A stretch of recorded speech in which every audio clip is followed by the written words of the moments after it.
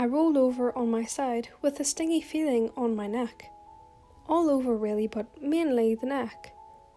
Curling up, I let out a little sigh and pulled the covers over me a little more. There was a tug on the blanket from the other side, and I tugged back. Receiving another tug, gave another. I pulled as hard as I could until the other end let go and I started to roll off the bed. An arm wrapped around my waist and pulled me up a little to have red eyes staring back at me. That was cold, Katsuki. Bakugou grinned, pulling me back onto the bed so that I lay on top of him. I'm just that fucking good. I reached up to kiss him and his arms glided down my sides, lightly. His thumb slipping into the waistband of the sweatpants I was wearing. Bakugou switched us so he was on top of me. He leaned down and tilted my head to the side to kiss my neck, slowly moving to kiss near my ear by the jawline. I giggled as his lips tickled me, especially when they lightly brushed my skin. The sound of the door opening made me literally flip my shit, and I glitched Bakugou to sit back down in the chair next to my bed. Shota paused as he held onto the door. Why, your eyes? What about them? I stupidly, innocently asked, as I slowly sat up in bed. Bakugou looked completely fucked up. The look on his face was really hilarious. They're glowing. Why'd you use your... Oh, I get it, Shota said as he let the door close and walked over, stopping at the foot of my bed. How are you feeling? I sighed, trying to grab Bakugou's hand and make it not noticeable. Even though Shota knew, his teasing was just annoying. My neck could obviously be better. It feels like my throat is on fire. They cut pretty deep. If Todoroki didn't ice it, and if Bakugou didn't rush you to the hospital, you'd probably be dead. You realize you had stitches, right? That would explain the sharp outer pain.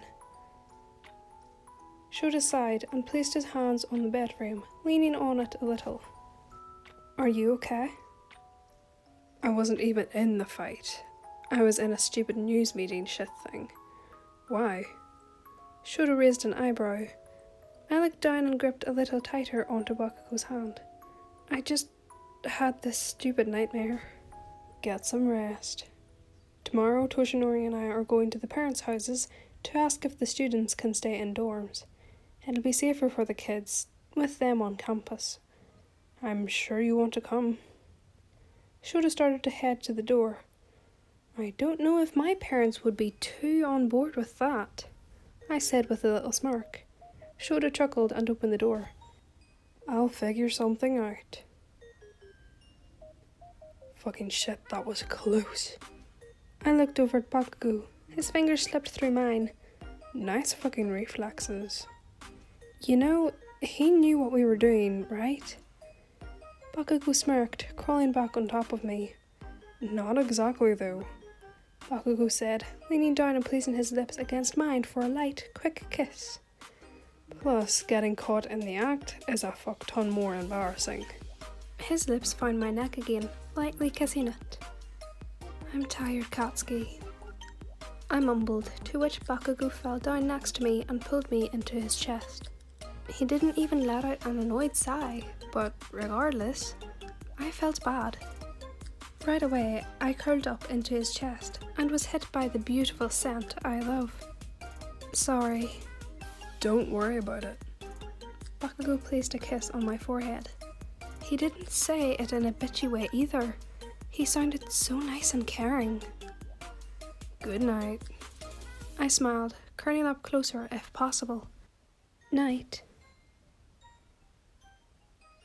Katsuki Bakugou. Not that I'm always pissed. Usually I am. But the conversation going on between my stupid, lame, dumbass classmates while I was still half awake just pissed me off more. Bakugou and YN? I saw it coming. No, you didn't.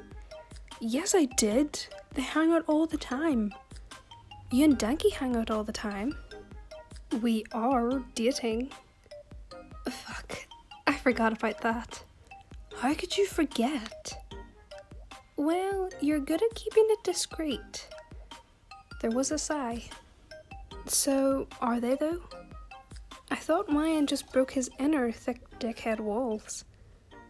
Bakugou's not all that bad. Yeah, but I wonder how Wayan got so far as to, like, a stupid pause, make him love. I can't ever see him feeling any type of emotion besides rage and this random hate for Midoriya. True, he does hate him for some reason. I groaned from hearing a stupid conversation, but I was too fucking tired to do anything. Shut the hell up. He's a shitty green nerd. I mumbled, pulling YN closer. Get the hell out or I'll fucking blast you. YN shifted a little bit. A twitch maybe. Baku mad, don't make puns out of his name. Sorry, let's go before we die. Once I heard the group of idiots leave, I rolled onto my back and stared up at the white ceiling. How did she fucking manage to make me feel like this? I looked over at YN. Her hair fell over her face, but that doesn't stop her from looking beautiful. Adorable even. I didn't even know someone could be both. But she pulled it off. Her shoulders rose with her chest as she breathed. Really, I did like her. I really did. But I don't know why. What the hell makes me feel butterflies in my stomach every time she talks to me or kisses me or curls up next to me? Or what is making my heart fall every time she gets seriously injured or when she starts to lose blood? Even the simplest cut. I knew the answer, but I hated the word. Though I just feel like if I used it with her, I wouldn't have a problem letting it slip through my lips. Really far deep down, I knew I fucking loved her.